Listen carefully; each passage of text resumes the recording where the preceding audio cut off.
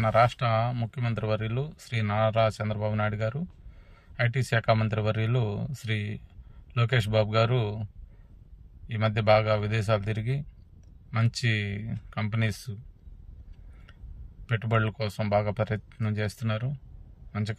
మంచి కంపెనీస్ కూడా తెస్తున్నారని చెప్పి ప్రచారం.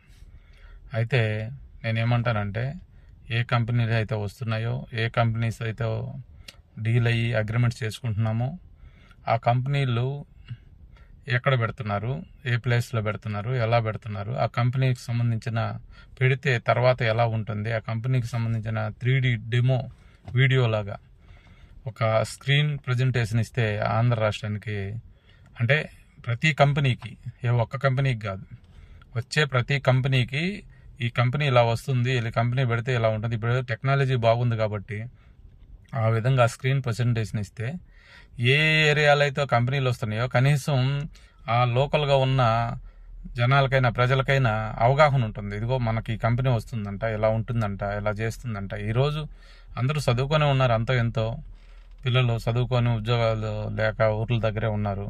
వాళ్ళ టెక్నాలజీకి ఏం ప్రాబ్లం లేదు, మొబైల్లోనే వచ్చేస్తుంది ఆటోమేటిక్గా.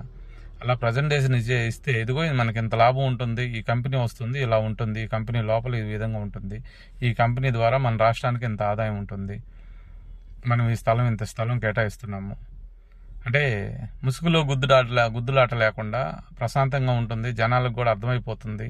పారదర్శకంగా చేయాలి అని నా ఉద్దేశం. ఏది చేసినా అది ప్రజల సొమ్ము, ప్రజల ఆస్తులు, ప్రజల భూములు కాబట్టి సంబంధించినవి కాబట్టి, గవర్నమెంట్కి సంబంధించినంతా ప్రజలదే కాబట్టి నాయకులు ఏ పని చేసినా కూడా అది పారదర్శకంగా ఉండాలి, అందరికి తెలిసేలాగా ఉండాలి. తెలిసేలాగా ఉంటే ప్రజలు కూడా హర్షిస్తారు. అది అర్థం చేసుకోవాలి.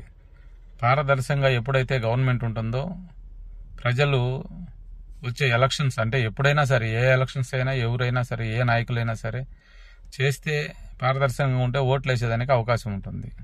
అర్థం చేసుకుంటారని నా మనవి.